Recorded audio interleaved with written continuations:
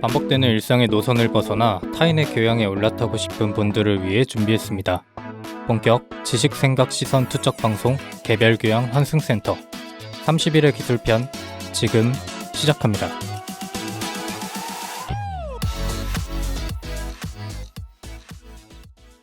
안녕하세요.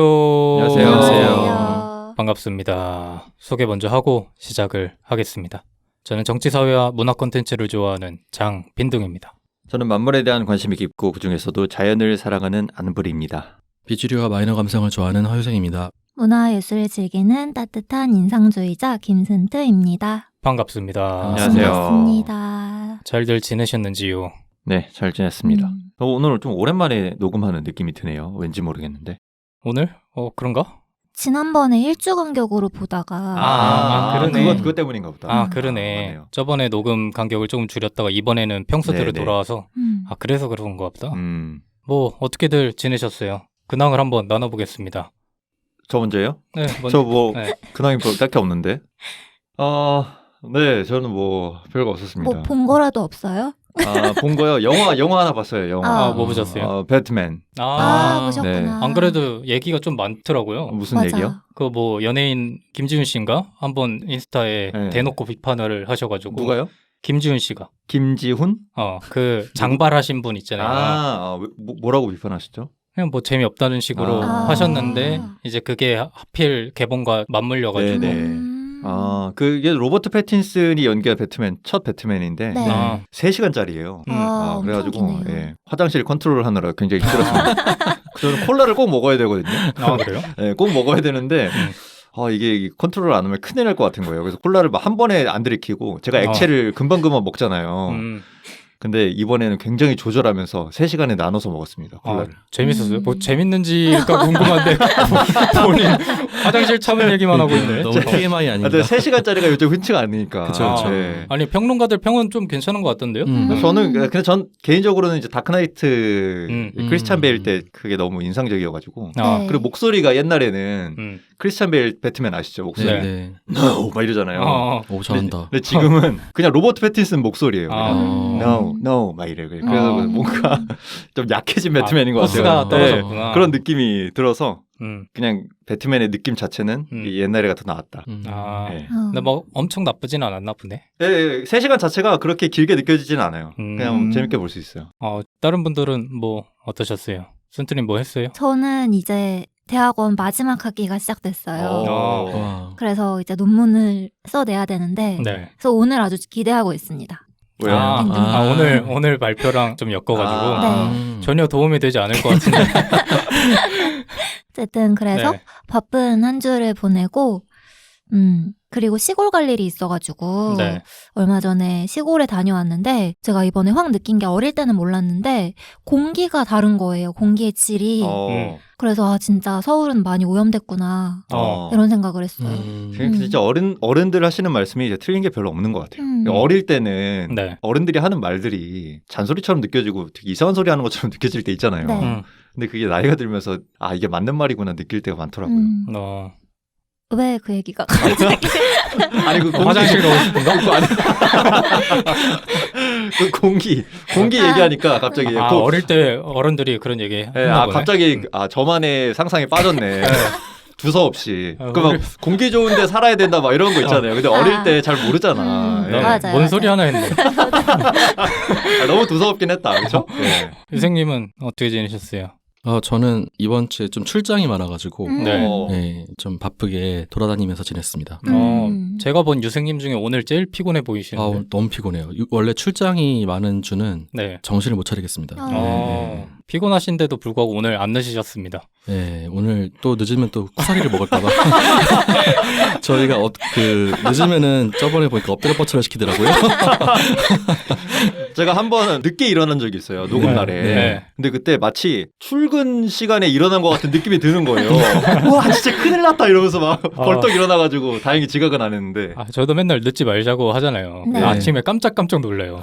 맞아. 이러다가 내가 늦으면 진짜 창피한 건데 이러면서 앞으로도 늦지 말아야겠다는 생각 아침마다 이렇게 하는데 저는 하고 있는 일이 지금 다 끝나가지고 네. 아주 여유로운 시간을 보냈습니다.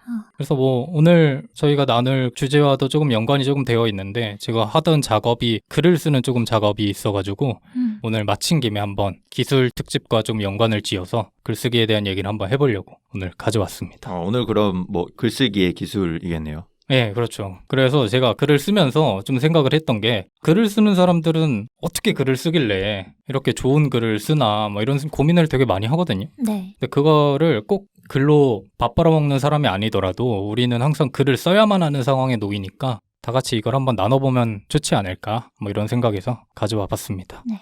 일단 이런 걸 한번 여쭤보고 싶었어요. 평소 본인은 글을 언제 쓰는 편인지 저희가 뭐 직장 생활도 하고 뭐 학업을 지금 하고 계신 분들도 계시고 이런데 뭐 그럴 때만 본인이 글을 쓰는 편인지 아니면 따로 시간을 내서 작성을 하는 편이신지 이게 궁금해가지고 보통 어떠세요? 뭐 유생님 같은 경우는 글을 쓰시나요? 저는 글 쓰는 게 직업이긴 하죠. 네. 이게 작가라는 건 아니고 네. 보고서에 치여 살다 보니까 이제 보고서 쓰는 게 주 업무고 네. 그게 주 업무예요? 그쵸. 아무래도 이제 네. 연구 보고서를 많이 쓰게 되고 네. 계획서나 기획서 많이 쓰고 또 논문도 써야 되고 네, 주로 그러니까 라이팅 작업을 많이 하게 되죠. 글 잘 쓰시겠는데요? 그게 글 잘 쓰는 거랑은 별 상관이 없어요. 그러니까 형식이 보통 네, 있으니까. 보통 갖춰진 형식에 맞춰가지고 쓰는 글들이고 음. 정해진 어떤 문법이나 잘 사용되는 어떤 그 용어들도 정해져 있어가지고 네, 네. 저희 업계 말로는 이제 글을 잘 꾸며낸다고 얘기를 하죠. 잘 쓴다기보다는. 그러니까 약간 하나를 알고 있어도 10개를 알고 있는 것처럼 포장해는 그렇죠. 그런 능력이 중요한 예쁜 건가요? 팬시한 용어를 가지고 이제 뭔가 있어 보이는 것처럼 부풀리는 그런 글들을 많이 써야 되는. 그러면은 네. 어렸을 때부터 그런 글들에 조금 집중을 해서 써오신 거예요? 그런데 익숙하신 편인가? 이공계 쪽은 아무래도 네. 이제 학부 시절부터 그런 글에 노출이 많이 되죠. 음. 네, 그런 글을 쓸 기회들이 많죠. 그럼 뭐 개인적으로 그런 글을 쓰는 거를 좋아하세요? 할 사람이 있을까요? 그런 거. 물론 교수님들 보면은 막 논문 쓰는 게 너무 행복하다는 분들도 계세요. 네. 그러면 저는 이해는 안 갑니다, 사실은. 그러니까 궁금한 게 네. 그렇게 업무적으로 좀 형식적인 글을 쓰시는 분들은 좀 문학적인 글에 대한 갈증이 있으실 것도 같아서 뭐 그러신 편인지 아니면 네. 글을 떠올리면 그냥 꼴 보기도 싫은지 약간 그런 게 좀 궁금하고. 뭐 반반인 네. 것 같아요. 그러니까 애증의 대상인데 네. 이제 뭐 쓰다 보면은 지치니까 글은 꼴도 보기 싫은 경우도 있고 네. 어떤 때는 쉴 때 정말 책만 읽고 싶다 이런 생각이 들어서 책을 읽을 때도 있고. 예. 유생님이 그 책을 많이 읽으시잖아요. 저희 네. 인스타 네. 게시물에도 유생님은 이제 맞아. 책 서재를 이제 올리셨잖아요. 허유생의 서재 이러면서. 근데 그게 되게 이제 다양한 책을 읽으시던데. 대부분 착시 효과 같은 건데 네. 제 취미가 책 사기, 특히 아, 책 안 읽기거든요. 그거. 네. 근데 예쁜 책 사면은 맞아요. 사고 싶은 욕구가 들긴 해요. 맞아요. 네, 전시. 저는 책을 사서 모으는 걸 좋아하지 책을 읽는 걸 썩 좋아하진 않습니다. 근데 뭐 예전에 뭐 유명한 사람이 그런 말도 했는데 독서의 시작은 책을 사는 것부터 시작이라고 뭐 이런 얘기도 하신 분들도 계셔가지고 뭐 부르님은 네. 뭐 글을 쓰시나요? 저는 이게 일기 위주죠. 어. 글을 한창 많이 썼을 때가 네. 네. 군대에 있을 때. 근데 벌써 군대에 있을 때가 거의 한 10년 전이에요. 뭐, 10년 넘었지. 지금은 안 쓰는 것 같은데? 지금은 잘 안 써요. 예. 그때는 많이 썼어요. 네, 그때 많이 쓰고 한 2년 전까지는 일기를 이렇게 종종 쓰다가 이상하게 코로나 이후로 일기를 잘 안 쓰게 되더라고요. 왜지? 뭐 상관이 있나? 일단 저는 안 좋은 일이 있으면 일기를 안 써요. 좋은 왜냐면 일을- 예, 그걸 볼 때마다 네. 그때 일이 떠오르잖아요. 네. 네. 일단 그래서 안 좋은 일이 있는 거는 그냥 잊고 어. 글로 안 적어놔요.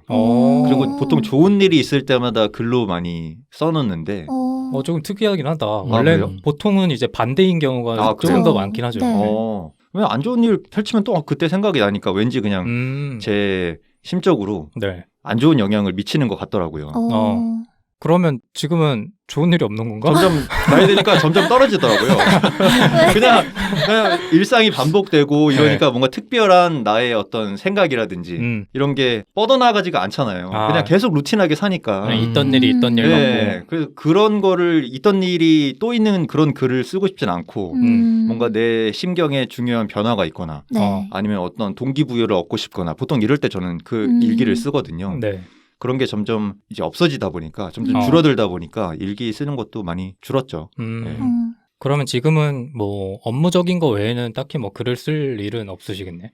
그렇기는 한데 글을 쓰고자 하는 욕망은 저는 항상 가지고 있어요. 아, 그래요? 네, 글을 잘 쓰고 싶다. 아. 근데 저는 말하는 거에서도 느껴지실지 모르겠는데 뭔가 약간 현학적인 글을 뭔가 저는 쓰고 싶어해요. 그런 욕망이 저는 있는 것 같아요. 근데 능력은 안 돼. 그러니까 약간 막 있어 보이는 있어 거를- 보이는 그런 멋있는 글 그걸 쓰고 싶은데 능력이 안 되니까 이게 막 글을 쓰려고 하면 고통스러운 거예요. 제가. 네. 그런 딜레마가 좀 있죠. 그렇죠. 네. 그런 딜레마 이따 해결을 해드릴 수 있는데 해줘요? 뭐 그런 게 나오긴 하는데 현학적인 자신만만. 글을 잘 쓰는 법 뭐 이런 거 나오나요? 아니요 그런 건 아니고 왜요? 그런 건 아니고 안 써도 되는 이유 약간 그런 게 나오거든요.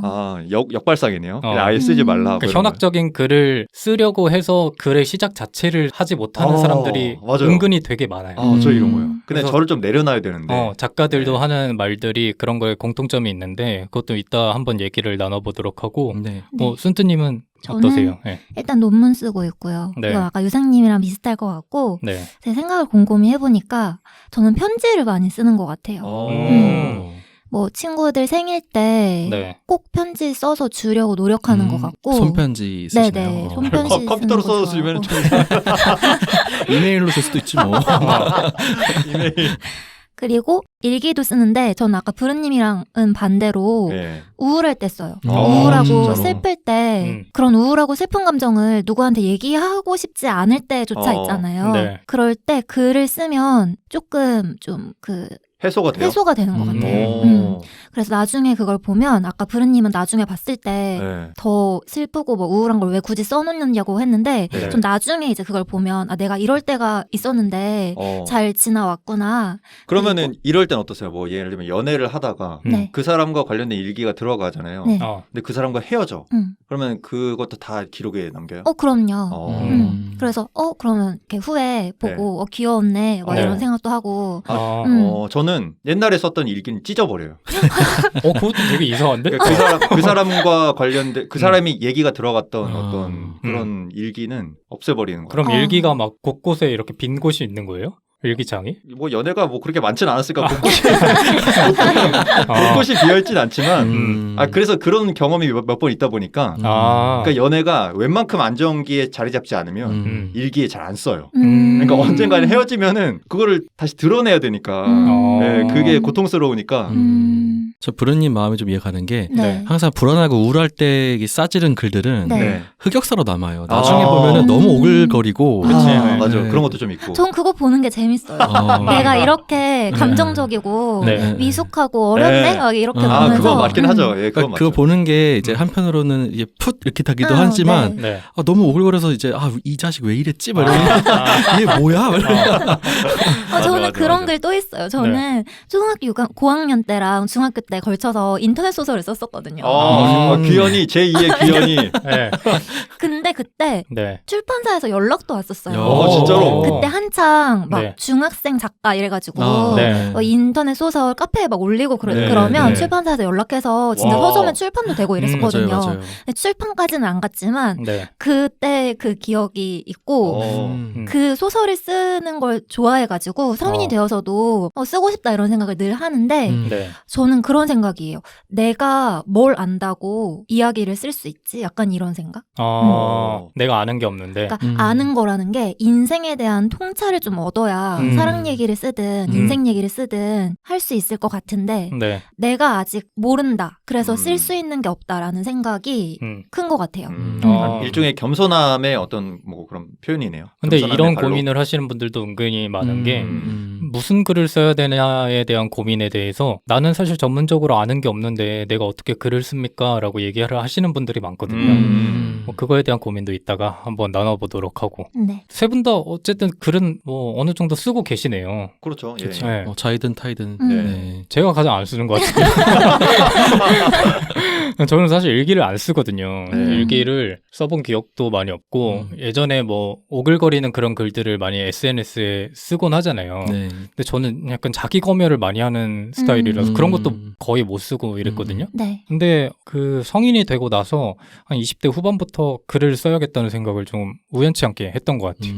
그래서 내가 글을 쓰지 않으면 내가 지금 갖고 있는 생각들을 남길 곳이 없는 거예요. 네. 왜냐면 영상으로 그런 걸 남길 수도 있는 사람이 있을 거고 아니면 말을 이렇게 저희는 지금 팟캐스트를 하지만 이런 형식으로 말을 어딘가에 남길 수도 있을 텐데 그때 저는 아무것도 할 수가 없었거든요.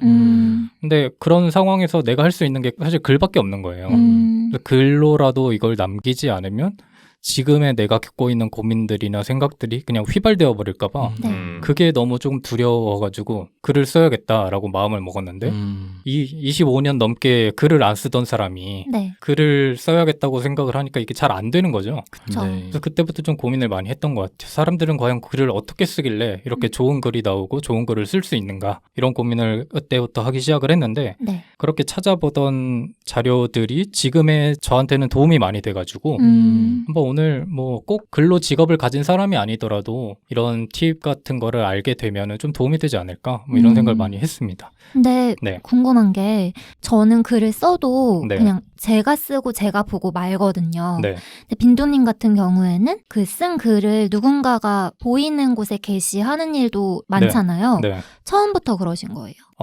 그러니까 제가 제 지금 상황을 말씀드리면 저는 이제 글쓰기 모임을 운영을 하고 있고 네. 그런 글쓰기 모임에서 나온 글들을 하나로 묶어서 출판 일까지 하고 있거든요. 네. 근데 그거랑 별개로 제 개인 에세이 같은 것도 이번에 내게 돼서 순트님이 말씀하신 남들한테 보여지는 작업을 어떻게 보면 한 거죠. 경험한 거죠. 네. 근데 저는 사실 그래요. 그러니까 누군가한테 보여주고 싶어서 이런 글을 쓴다는 느낌보다는 제가 그거를 하지 않으면 글을 쓰지 않게 될까봐 그런 조금 나름의 장벽 같은 거를 만들어 놓은 거거든요. 하고 있는 글쓰기 모임 같은 것도 글을 제출을 안 하면 저한테 이렇게 내려지는 그런 제약 같은 것들이 있는데 네. 그런 것들을 일부러 심어놔서 항상 글을 쓸 수 있게끔 만드는 그런 타입이라서 네. 어떻게 보면 뭐 누가 시키지 않아도 글을 자연스럽게 쓰는 작가분들이나 아니면 그런 분들과는 좀 느낌이 다르죠.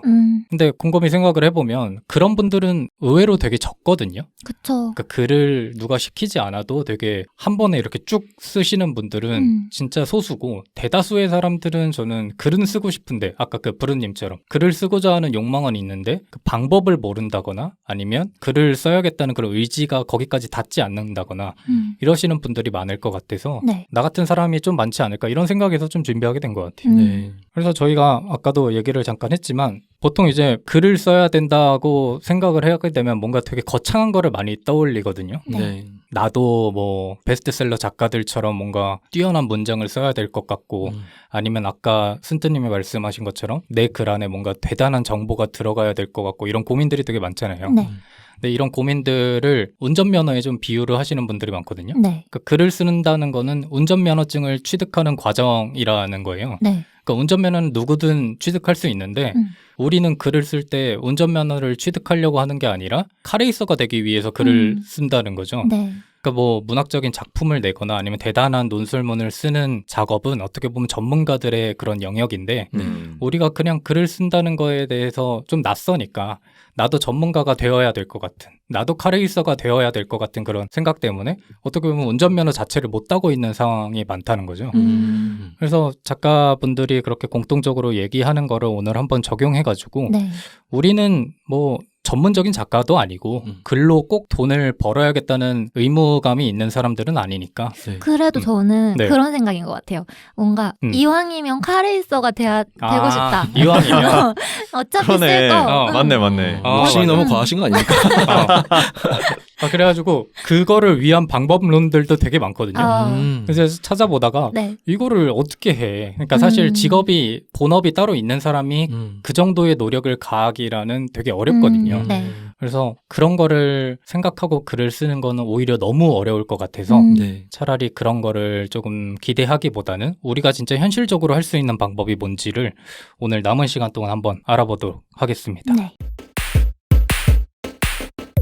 오늘 크게 얘기할 것이 한 3가지 정도 됩니다. 첫 번째는 why, 왜 글을 써야 하는가. 네. 그 두 번째는 what, 무엇을 써야 하는가. 음. 세 번째는 how, 어떻게 써야 되는가. 이 3가지를 가지고 한번 얘기를 해볼 건데 네. 맨 처음이 어떻게 보면 가장 중요한 건데 글을 왜 써야 되는지를 먼저 짚고 넘어가야 될 것 같아요. 네. 우리는 글을 왜 써야 되는 걸까요? 예전에 저희가 그 유행어 얘기를 했을 때 네. 우리나라 청소년, 지금의 청소년들은 글을 너무 안 쓰고 있어서 생각도 예전의 청소년들보다 그렇게 깊지 않은 것 같다라는 뉘앙스의 얘기를 한번 나눈 적이 있었는데 네. 우리는 왜 글을 써야 되는지를 한번 각자가 생각하는 거를 말씀해 주시면 좋을 것 같습니다. 글을 왜 써야 되냐? 네. 글을 쓰는 건 어디에 도움이 된다고 생각하시는지. 뭐 학자나 아니면은 네.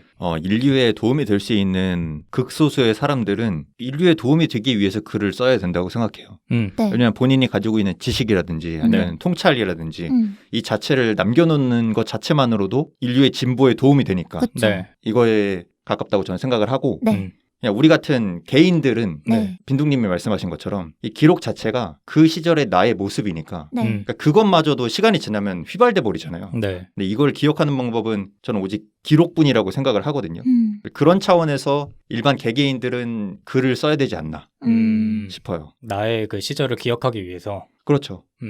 내가 어떤 길을 걸었고 그때 어떤 생각을 했고 그러면 그때에 비해서 지금의 나는 어떤 생각을 하고 있고 이런 걸 이제 알 수가 있으니까 네. 그 자체가 이제 성장이잖아요. 네. 저도 비슷한데 저도 아까 말했던 것처럼 제가 쓰는 경우를 생각해보면 저는 오롯이 나만을 위한 글쓰기를 많이 쓰는 편이에요. 네. 누구한테 보이는 것도 아니고 뭐 논문 같은 걸 제외하면 나를 좀 위로하는 의미에서 글을 쓰는 편이거든요. 네. 근데 이건 제가 쓰는 경우이고 글을 왜 써야 되냐라고 생각을 해보면 저희는 대부분 그 정보를 받아들이는 경우가 많잖아요. 네. 그래서 수동적으로 소비하는 경우가 많은데 내가 뭔가를 생산해내는 경험은 많이 하지 못한단 말이에요. 특히 어른이 되면 될수록 네. 그래야 될 의무가 없어지잖아요. 학창 시절에는 뭐 논술문 쓰기라든지 뭐 그런 걸 통해서 이렇게 표현하는 경우도 많은데 어른이 되면 그런 의무가 아예 사라져버리기 때문에 그런 경험이 적어지는데 그렇게 생산하는 경험을 할 수 있는 가장 쉬운 접근 방법이 글이라고 생각을 해요. 물론 영상을 통해서 찍어낼 수도 있고 하겠지만 제일 간단하고 네. 펜만 있으면 되고 그리고 누구한테 보일 필요도 없고 그냥 내 생각을 차분히 정리하기만 하면 그게 하나의 생산이 되는 행위이기 때문에 그런 걸 개개인이 좀 경험하는 기회가 있어야 되지 않나. 왜냐하면 생산하는 거에서부터 이제 확장이 시작되잖아요. 그러면서 생각이 넓어지는 거고 네. 그런 생각들이 모여서 더 다양한 문화가 만들어지고 다양한 생각들이 존재하게 되는 거고 그런 거라고 생각을 해서 그래서 글쓰기가 필요하지 않나라고 생각을 해봤어요. 순트님 말씀해 주신 것처럼 그런 생각을 넓혀가는 과정을 유시민 작가도 그렇게 얘기를 하더라고요. 그러니까 우리는 말이나 글로 무언가를 표현하지 않으면 내가 갖고 있는 생각은 휘발되기 마련이다라는 얘기를 말씀하시더라고요. 그래서 그런 생각을 많이 했던 것 같아요. 글이나 말로 무언가를 기록하지 않으면은 내가 진짜 지금 하고 있는 생각이 진짜 내 걸까라는 의문을 저도 간간히 갖는데 뭐 그런 고민을 순트님께서도 하신 것 같고. 근데 그래서 글을 쓰다 보면 되게 부끄러울 때가 저는 많거든요. 내가 썼는데 보잘것없는 거예요. 이게 내 생각이고 내가 지금 가지고 있는 거구나라고 생각을 했을 때 아까랑 좀 이어지는 말인데 그래서 좀 글쓰기가 오히려 이렇게 보잘것없네? 이런 측면에서 더 망설여지게 되는 것도 있는 것 같아요. 그래서 그런 얘기도 많이 하거든요. 그럼 내가 진짜 전문가들처럼 무언가를 갖고 있냐? 결국 이 고민이잖아요. 근데 부르님이 처음에 말씀하셨던 그런 학자들을 제외하고는 그런 경우가 거의 없어요. 네. 근데 그럼에도 불구하고 우리가 전문적으로 알고 있는 무언가는 결국엔 나라는 거죠. 그러니까 나라는 사람에 대한 내가 가지고 있는, 내가 지금 보내고 있는 내 삶은 결국에 전문가가 나니까 뭐 결국 그게 아닐까 싶은데 아까 부르님도 얘기를 하셨지만 그때의 감정과 생각들을 기록해 두는 것, 그러니까 내가 전문가인 내 삶을 기록해 두는 것 그 자체로도 좀 의미가 있지 않을까 뭐 이런 생각을 하거든요. 네. 이스라 작가님이 한번 그런 얘기를 하시더라고요. 그러니까 자기는 글을 아쉬워서 쓴다는 거예요. 그 삶을 살아가다 보면 수많은 순간들이 되게 찰나의 순간으로 이렇게 지나가기 마련이잖아요. 네. 근데 그게 본인은 너무 아쉬웠대요. 그러니까 예를 들어서 내가 그때 이런 말을 했으면 더 좋았을 걸. 혹은 뭐 이런 사람한테는 이렇게 행동했으면 좋았을 걸. 이런 굉장히 아쉬움들이 쌓이는데 그거를 해소할 수 있는 방법이 자기한테는 결국 글이었다는 거죠. 뭐 그런 얘기를 하면서 하셨던 말씀 중에 기억에 남는 게 우리가 삶을 살아가면서 내 삶의 화질이나 해상도를 높이는 과정이 결국 글을 쓰는 과정이 아닌가 뭐 이런 좋은 말씀을 말인데요. 하셨는데 이게 되게 공감이 많이 가긴 했거든요. 네. 뭐 유생님은 어떠세요? 아, 네, 저는 그런 생각을 해봤어요. 뭐 두 분 말씀하신 거 당연히 공감하고 네, 그 기록이 되게 부족했던 시절에 네, 사람들이 어떻게 살았을지에 대해서 네. 그나마 남아있는 기록들을 찾아보게 되면은 네. 예를 들어서 뭐 그 학당에서 아이들이 받아쓰기 하던 그런 기록들, 네, 그다음에 뭐 사람들 사이에 채무, 뭐 채권 이런 기록들 이런 것들 가지고 그 당시 삶의 어떤 풍속 같은 걸 알아내거든요. 네. 네. 그런 것만 봐도 개개인의 기록들도 고고학적인 가치가 다 있는 거예요. 그리고 카사노바 백작이 굉장히 많은 자서전 같은 걸 써서 남겼거든요. 네. 네. 근데 그런 것도 당시의 중세 시대의 풍속을 알 수 있는 자료가 됐다고 하더라고요. 그러니까 어떤 개개인 남긴 자료 같은 것이 무가치하지 않은 게 네. 나중에 미래 세대에서 우리 선조들이 이렇게 살았구나라는 어떤 그 자료가 될 수 있는 거죠. 네. 그러니까 기록은 남겨두면 남겨둘수록 언젠간 도움이 될 것 같다. 예, 언젠가 누군가에게는 가치 있는 것이다라는 생각이 들어가지고 네. 인간에게 기록의 욕구는 그만큼 중요하다는 생각이 좀 듭니다. 예. 저도 공감을 많이 하는 게 뭐 꼭 글이 아니더라도 영화로 예를 들면 네. 블록버스터도 있고 드라마도 있고 뭐 액션도 있고 이런데 그런 영화를 보면서 한편으로 그런 생각이 들 때가 있었거든요. 아, 이거는 우리 시대랑 맞지 않는 얘기인데 왜 이런 얘기를 했을까라는 고민이 들면서 이거를 만약에 후대 사람들이 이걸 보면 네. 이게 진짜 우리가 겪고 있는 현실이라고 생각하지 않을까? 아. 이런 고민을 한 적이 되게 많아요. 네. 근데 그런 측면에서 바라보면 꼭 뭔가 화려하고 거창하지 않더라도 되게 잔잔한 그런 다큐멘터리 영화들 있잖아요. 네. 그런 다큐멘터리들이 쌓여서 결국엔 후대의 사람들한테 전해지게 되면 그 후대의 사람들이 아, 이 사람들이 살던 과거는 이런 꼭 블록버스터나 액션이 들어간 영화처럼 이렇게 흘러가던 게 아니라 이런 잔잔한 다큐멘터리 같은 게 진짜 생활이구나 이런 생각을 조금 한 적이 있거든요. 네. 네. 네. 근데 이게 글로도 대입하게 되면 뭐 전문가들이 쓴 그런 대단한 문학 작품이나 아니면 수필 같은 것들은 제가 느끼기에는 그런 블록버스터나 액션 같은 영화 같다는 거죠. 네. 근데 이렇게 개개인이 쓰는 그런 하나의 기록물들은 영화로 따지면 그런 다큐멘터리가 되어서 진짜 후대의 사람들한테 뭐 그렇게까지 표현할 수는 없겠지만 뭐 안내일기 같이 네.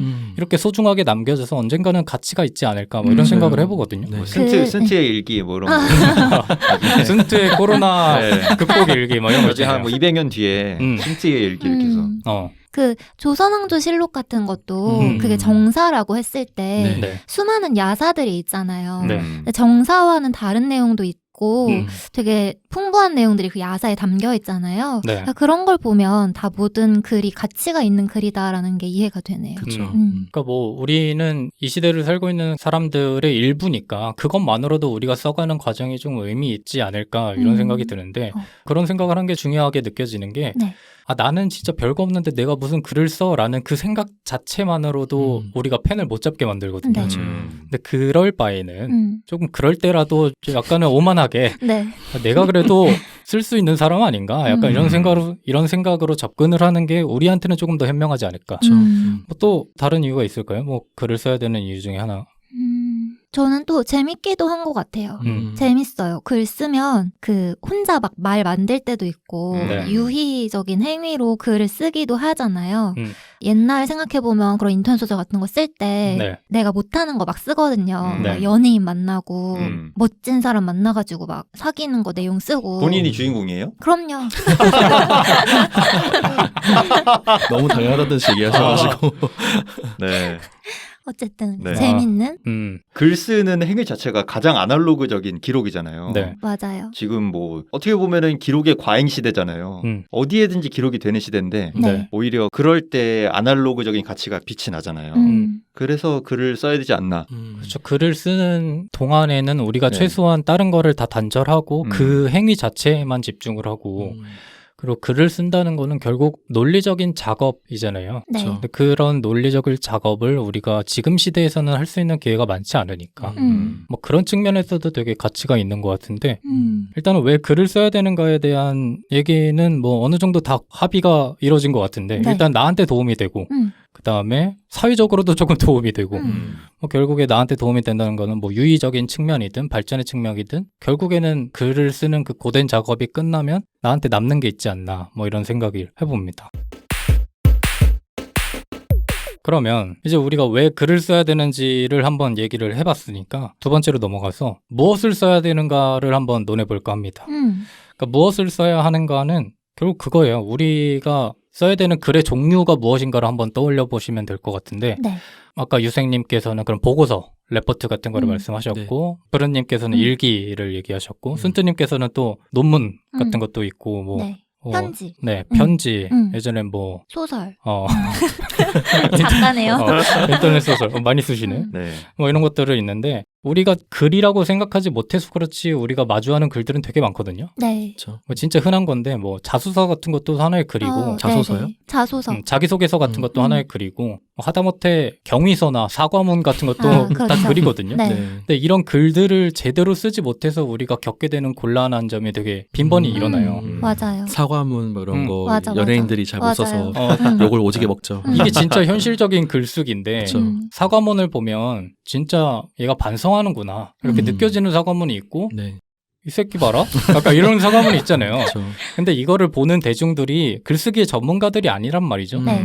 그런데도 다 공통적으로 그렇게 느끼는 부분이 나오는데 네. 뭐 그런 점에서 보면은 결국엔 결론은 그건 것 같아요. 어떤 글을 쓰든지 간에 어떤 글이 좋은 글인가에 대한 고민을 우리가 먼저 해야 되지 않나. 그러니까 뭐 자소서를 쓰든 설명문을 쓰든 아니면 에세이를 쓰든 소설을 쓰든 뭐 이게 글의 종류만 다르지 결국에는 하나거든요. 네. 이게 좋은 글인가? 이 고민으로 결국 마무리될 것 같은데 여러분께서는 좋은 글이란 어떤 글이라고 생각하시는지가 조금 궁금해졌습니다. 그래서 뭐 좋은 글에 일정한 기준이나 뭐 조건 같은 게 있다고 생각을 하시는지. 저는 일단 솔직해야 된다고 생각을 해요. 네. 그리고 쉽게 읽혀야 된다고 생각을 하는데 근데 저는 이런 기준이나 틀에서 얽매이지 않는 게 가장 쉽게 접근할 수 있는 방법이지 않나라는 생각을 하거든요. 네. 저 학창 시절에 선생님들께서 일기 써서 이제 제출하면 네. 오늘로 시작하지 말라고 그리고 날씨로 시작하지 말라는 말을 그렇게 하셨어요. 아, 그러니까 오늘 날씨가 참 좋았다. 아니면 오늘 뭐 날씨가 맑았다. 오늘 비가 왔다. 이런 거를 그렇게 쓰지 마라. 그렇게 쓰면 절대로 안 된다. 이러시는 네. 거예요. 근데 그걸 빼고 나면 되게 막막한 거죠. 그 선생님의 의도는 알겠어요. 그게 천편일률적으로 오늘 날씨로부터 시작하는 그 형식적인 글에 대해서 경계하라는 의미로 알려주신 건데 네. 저는 그러고 나니까 오히려 못 쓰겠는 거예요. 뭔가 그럼 내가 어떻게 하면 잘 쓸 수 있지? 나는 날씨부터 시작하는 게 편한데 그걸 쓰지 말라고 하는데 그러면 틀이 있는 건가? 근데 왜 틀을 안 알려주지? 막 이런 생각을 했던 거죠. 그래서 오히려 저는 그렇게 쉽게 시작할 수 있는 글이라면 그렇게 쓰는 방법을 오히려 추천해요. 그러니까 저 같은 경우는 그 일기를 쓸 때 지금도 항상 날씨로 시작을 하거든요. 네. 오늘은 해가 뭐 쨍하게 떠서 기분이 좋았다. 이렇게 시작을 하는데 그게 전 제일 편해요. 그리고 그렇게 썼을 때 글이 더 편하게 써지는 것 같아요. 그래서 어떤 틀이나 기준에 오히려 얽매이지 않는 게 개인적인 글을 쓸 때에는 오히려 좋지 않나라는 생각을 해봤어요. 지금 순트님께서 말씀해주신 사례가 지금 시대를 살고 있는 우리가 글쓰기를 두려워하는 이유 중에 하나거든요. 이게. 네. 그러니까 무슨 말이냐면 우리 어릴 때 초등학교에서 다 일기를 쓰잖아요. 네. 네. 근데 순트님의 그 선생님처럼 무언가를 하지 말라고 하는 게 어떻게 보면 선생님의 의도는 그런 틀에 박힌 글을 쓰다 보면 너한테 도움이 안 된다 네, 이거잖아요. 맞아요. 근데 그 어린 나이에 그거를 듣게 되면 결국엔 또 다른 틀에 박혀버린다는 거죠. 맞아요, 그쵸? 맞아요. 그 선생님의 얘기에 따라서. 근데 그런 경우가 되게 많아서 뭐 어렸을 때 선생님이 하지 말라는 그런 일기의 방법 때문에 글쓰기가 되게 막막해지는 사람들도 있을 거고 네. 아니면 일기를 강제적으로 쓰게 하다 보니까 글쓰기를 그냥 싫어하게 되는 사람들이 되게 많거든요. 의외로. 근데 지금 글을 쓰는 직업을 가진 작가분들의 공통점 중에 하나가 뭐냐면 어렸을 때 그런 글을 피드백해주는 스승들이 한 명씩은 있었다고 해요. 내가 무엇을 쓰든지 되게 칭찬해주고 아 이거는 이렇게 너가 생각을 했구나 이런 식으로 동기부여를 계속 해주니까 그 사람들은 그냥 글 쓰는 걸 좋아할 수밖에 없었던 거예요.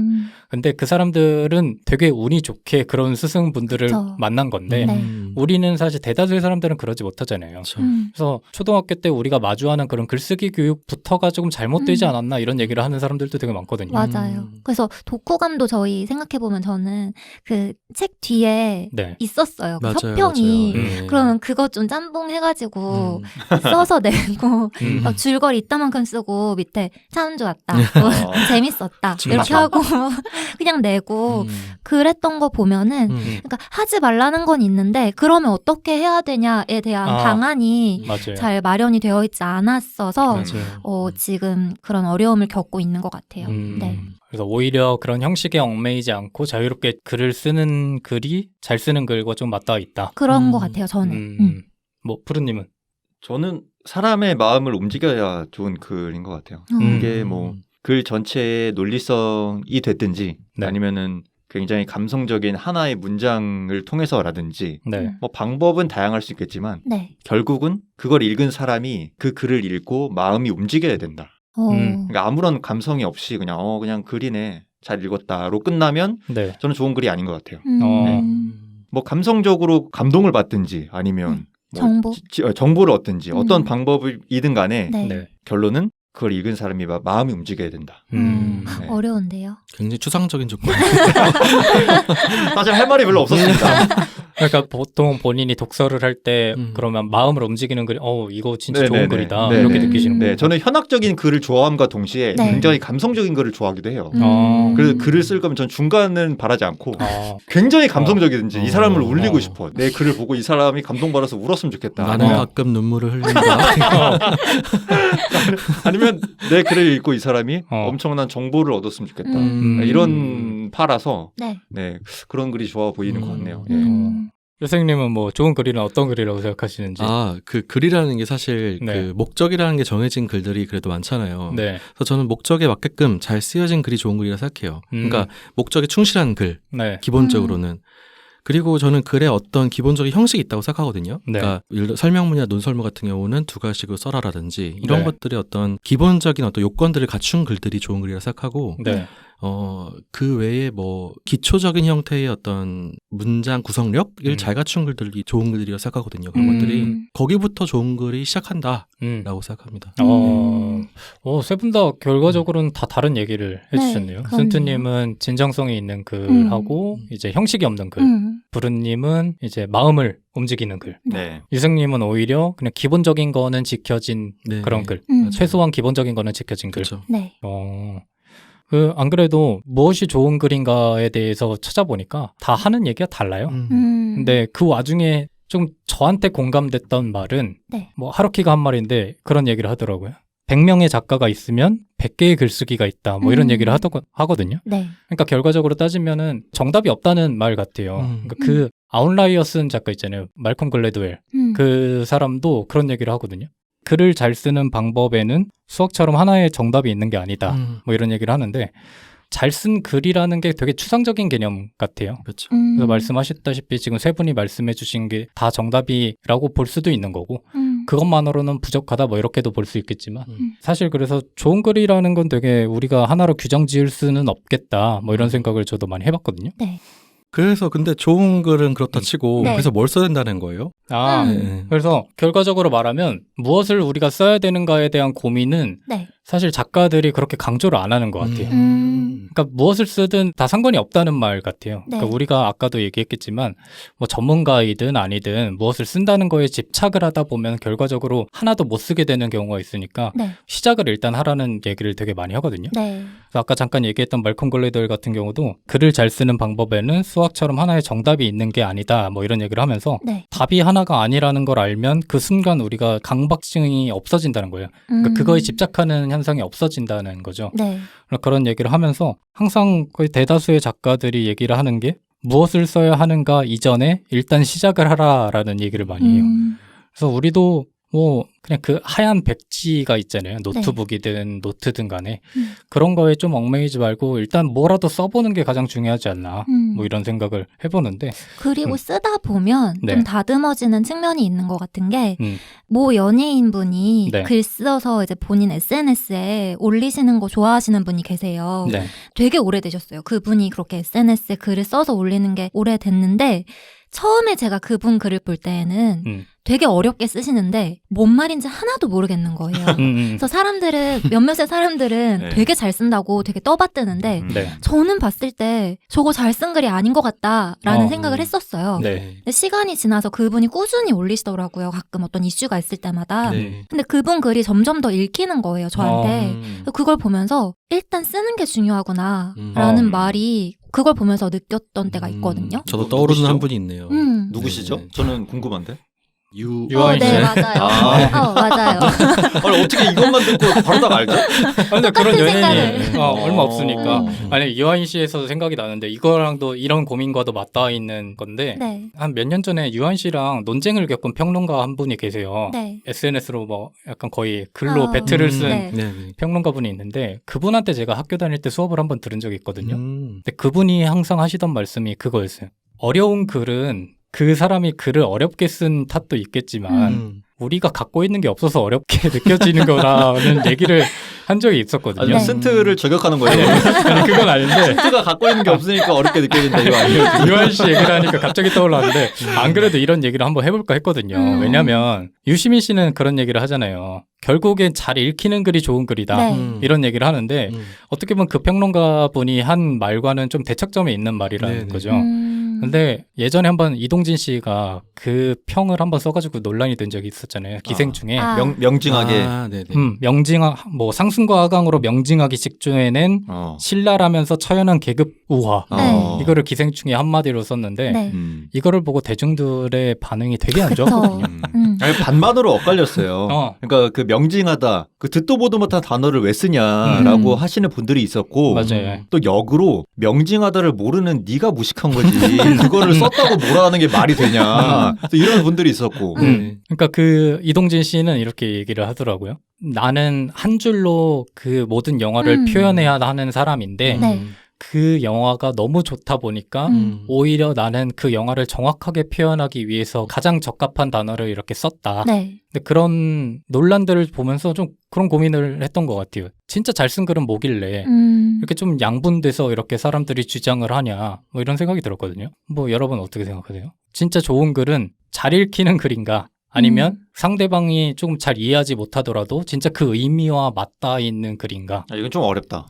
근데 전 어느 정도 단어에 그 고급 단어라고 표현을 하잖아요. 네. 그런 단어들을 사용해서 쓰는 글은 좋다고 생각을 하는데 용도에 따라 다른 것 같아요. 그러니까 그렇게 이동진 씨의 평은 진짜 딱 한 줄로 그 영화를 설명해야 되는 거고 네. 그 영화에 대한 본인의 그런 많은 감정과 생각들을 담는 것이기 때문에 무난하고 평이한 말로는 표현이 안 됐던 거죠. 네. 그래서 더 많은 뜻을 담고 있는 어쩌면 사람들이 많이 쓰지 않는 거의 쓰지 않는 단어를 골라와서 쓰신 거고 일반적으로 내 생각을 표현하거나 긴 호흡의 글을 쓸 때에는 저는 잘 읽히는 게 중요하다고 생각을 하는 편인 것 같아요. 근데 그 잘 읽힌다는 게 초등학생 수준, 뭐 유치원 수준 이게 아니고 어느 정도 고급 단어를 쓴 글이지만 네. 보통의 사람들이 읽었을 때 아 이게 이런 말이구나라고 쉽게 이해할 수 있는 본인이 생산해내는 콘텐츠를 소비하는 타겟이 네. 누군지를 파악하는 게 우선이 돼야 되겠죠. 아무래도 대중 작가라면 당연히 대중들이 이해하기 쉬운 언어로 해야 되고 네.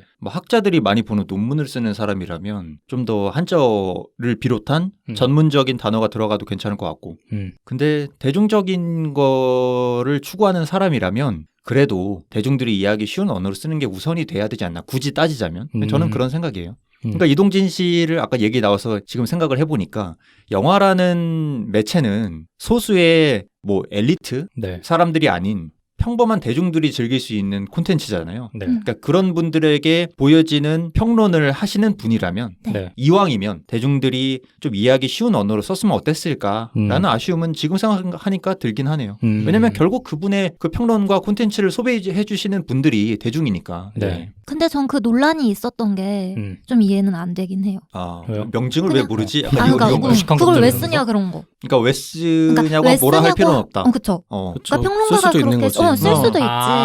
저도 그렇게 생각하긴 하는데 좀 애매한 문제긴 하네요.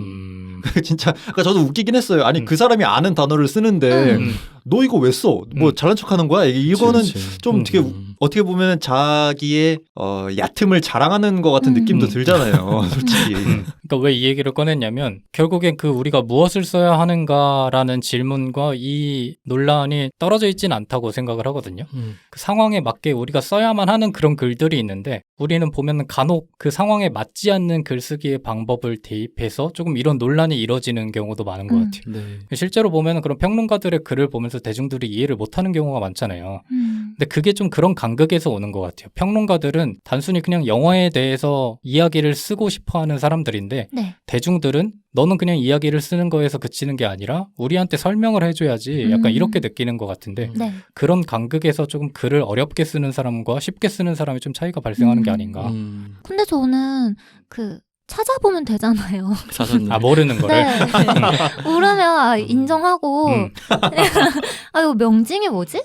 찾아보면 되는데 왜 맞는 그걸 말이에요. 예. 썼냐고 뭐라고 하는지. 네. 아 뭐 비난하는 건 아닙니다. 네. 한껏 비난해놓고.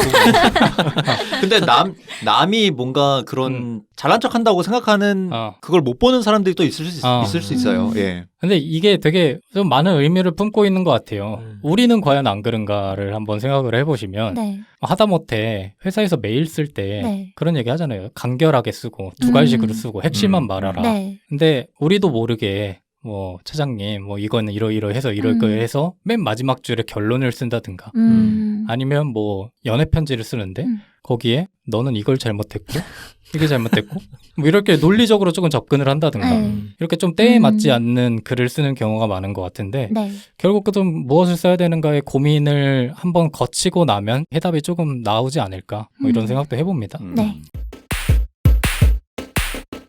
우리가 첫 번째 파트에서 글을 왜 써야 되는지를 한번 생각을 해봤고 무엇을 써야 되는지를 고민해봤는데 결국엔 이 두 가지보다는 마지막 게 가장 현실적인 고민과 맞닿아 있지 않나. 우리가 그래서 어떻게 글을 써야 되는가에 대한 얘기를 조금 해보겠습니다. 네. 네. 크게 한 두 가지 정도가 있을 것 같아요. 하나는 이제 방법적인 측면, 네. 두 번째는 이제 환경적인 측면의 글쓰기인데 네. 먼저 이제 방법적인 측면의 글쓰기 같은 경우는 예전에 한번 언론사 시험 준비를 할 때부터 네. 항상 이렇게 합격한 사람들이 공통적으로 하던 말이 있어요. 다독, 다작, 다상량. 삼다. 네. 이 삼다에 대한 얘기를 지겹도록 들었어요. 지겹도록. 다독, 다작, 다상념? 다상량이라 그래서 그러니까 다상? 많이 량. 읽고 많이 쓰고 많이 생각하고 헤아린다 뭐 이런 뜻인데 다상량? 네. 이거를 모든 사람들이 와서 다 합격 수기를 막 얘기할 때마다 다 하는 거예요. 그래서 약간 자기만 아는 얘기 마냥 다 해. 근데 이게 듣는 사람 입장에서는 그게 말이 쉽지. 네가 해봐라. 너는 합격했으니까 그렇게 얘기하지만 우리 입장에서는 굉장히 막막하다. 뭐 이런 생각을 한 적이 있었는데 네. 실제로 이 얘기는 1000년 된 얘기거든요. 네. 1000년이 넘었어요. 네. 이게 중국 송나라 때 뭐 구양수라는 분이 했다고는 하는데 네. 그때 1000년 전의 얘기가 지금까지 맴도는 거 보면 진짜 이게 진린 것 같긴 한데 네. 이게 우리 같은 사람한테는 잘 와닿지 않지 않습니까? 네. 그래서 제가 고민을 하다가 예전에 커뮤니티에서 한번 본 글이 떠올라가지고 네.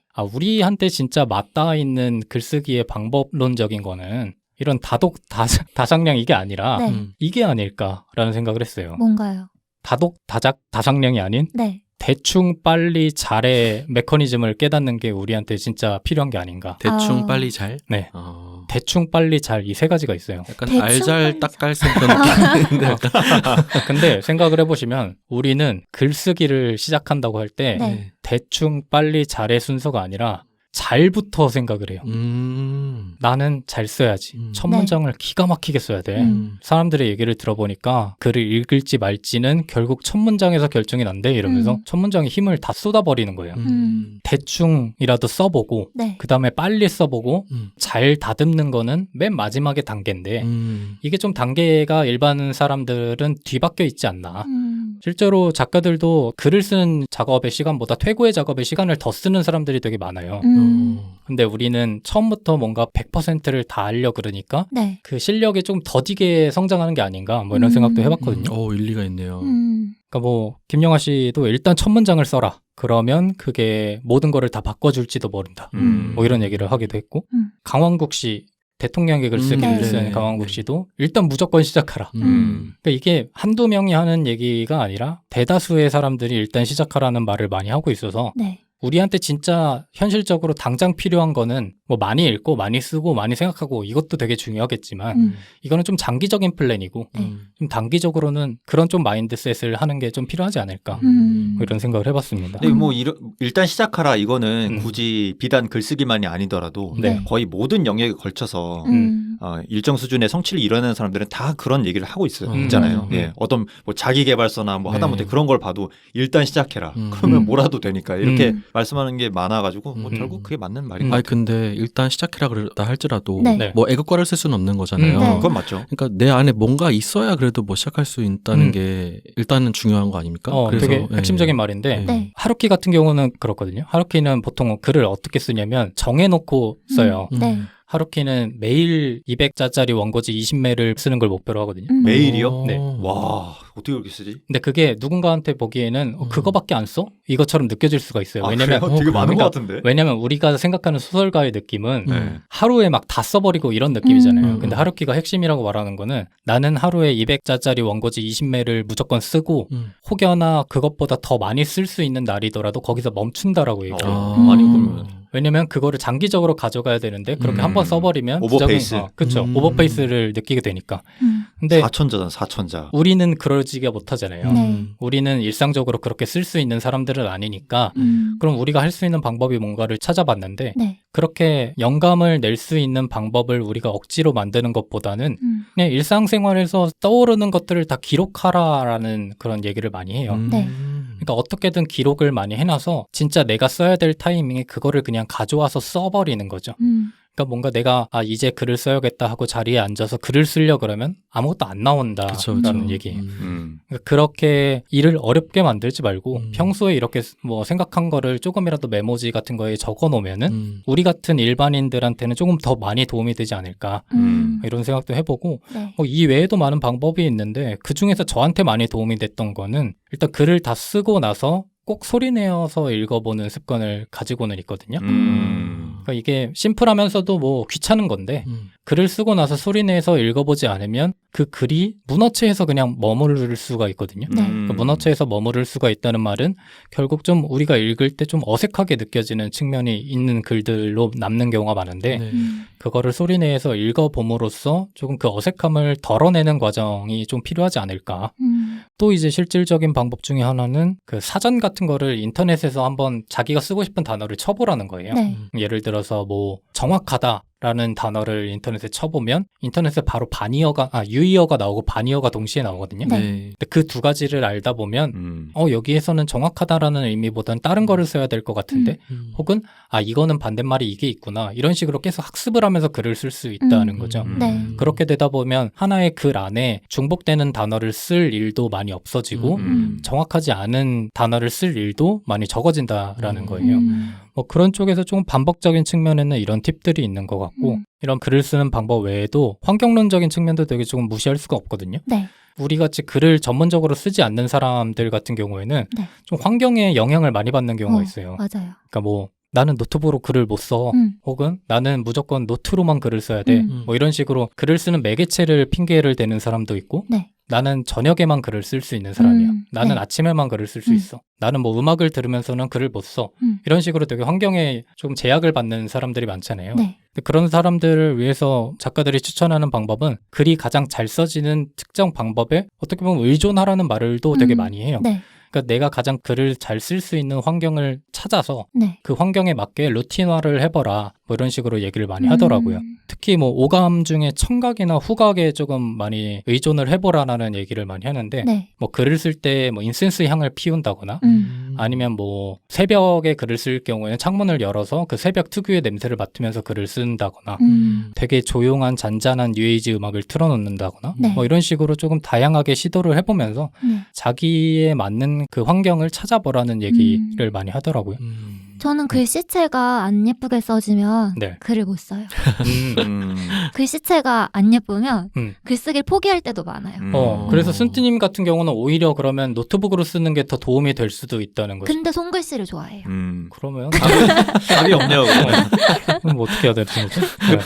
쓰는 펜 영향을 좀 맞아요. 받을 때도 있는데 네, 글씨체 같은 네. 게. 그렇죠. 예. 뭐 그래서 그래서 뻑뻑한 펜이 좋은 사람은 약간 흐르듯이 나오는 건 안 좋고. 그래서 자기에 맞는 펜을 찾으라고 얘기를 하는 사람들도 있고 네. 또 다른 사람 또 이런 얘기들을 해요. 그렇게 특정 펜에 의존하게 되면 진짜 써야 될 때 제대로 못 쓴다. 그래서 그런 습관 자체를 모나미 펜으로 쓰는 거를 아예 잡아놔라. 이런 식으로 추천을 하는 사람들도 많거든요. 모나미 펜 똥 많이 나오는데. 맞아. 그러니까 예를 들어서 뭐 회사에서 급하게 글을 써야 되는데 네. 내가 항상 쓰던 펜이 없어. 그럼 이 사람은 글을 못 쓰는 거야. 그래서 그럴 경우를 만들지 말고 애초부터 습관을 잘 들여놔라. 그렇게 환경적으로 좀 습관을 잘 들여놔라. 이렇게 추천하는 사람들도 많아요. 네. 그럼 뭐 무엇보다 글을 쓰는 데 있어서는 체력이 굉장히 많이 소비되다 보니까 네. 글을 쓰기 위한 기초적인 체력을 미리 갖춰놔라. 뭐 이런 얘기도 하고 특히 직업적으로 글을 쓰고 싶어하는 사람들 같은 경우에는 매일 하는 운동을 갖춰놓으라는 얘기를 많이 하거든요. 그 하루키 씨도 네. 마라톤 하시잖아요. 네. 근데 아까 들어보니까 글 쓰시는 습관도 그 마라톤 네. 하시는 것과 유사하게 하시는 것 같네요. 하루키가 실제로 매일 1시간씩을 달렸대요. 30년 동안. 저는 깜짝 놀랐어요. 30년 동안 1시간씩 달린다는 게.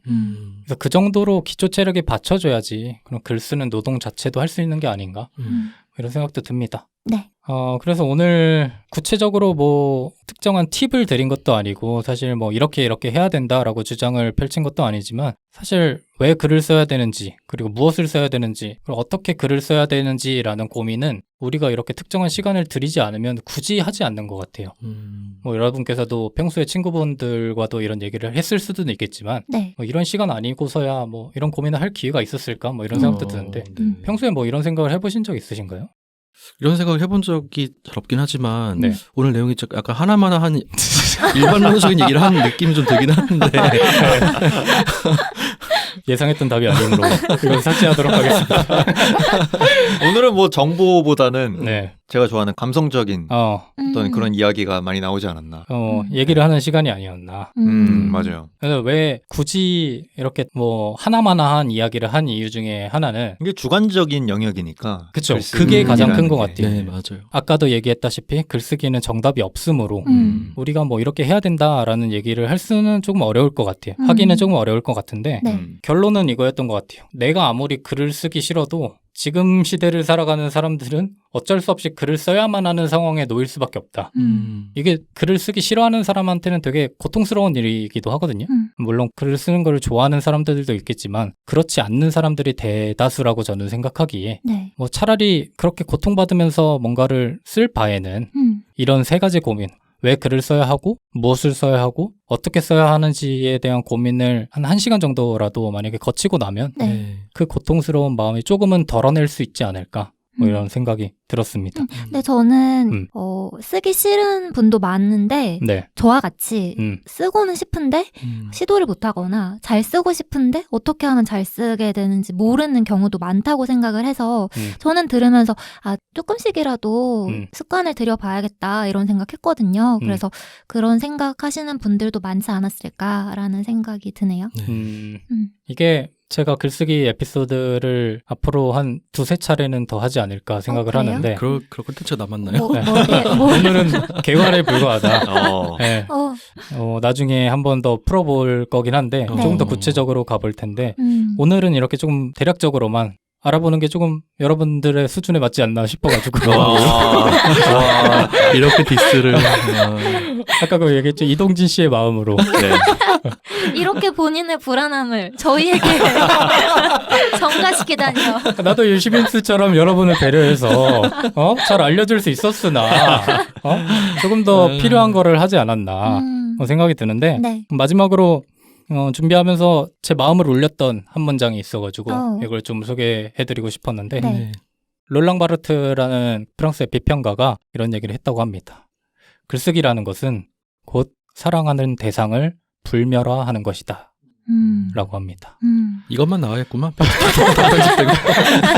좋은 문장이네요. 예. 다시 한번 읽어볼까? 글쓰기라는 것은 사랑하는 대상을 불멸화하는 과정이다. 무슨 글을 쓰든 간에 그 대상을 좀 기억하고 싶은 그런 마음은 다 공통적으로 있는 것 같아요. 네. 그러다 보니까 우리가 글을 왜 써야 되는지는 결국 이 문장과 맞닿아 있지 않을까 생각을 하면서 청취하시는 분들께서도 오늘 뭐 별것 아닌 일상을 보내셨을지라도 밤에 주무시기 전에 한 문장 정도는 쓰시면 좋지 않을까 생각을 해보면서 네. 기술 특집의 3번째 에피소드는 여기서 마치도록 하고 다음은 이제 유생님께서 네. 기술과 관련된 4번째 에피소드로 다시 찾아오시는 걸로 알고 있겠습니다. 네. 고생 많으셨습니다. 수고하셨습니다. 수고하셨습니다. 감사합니다.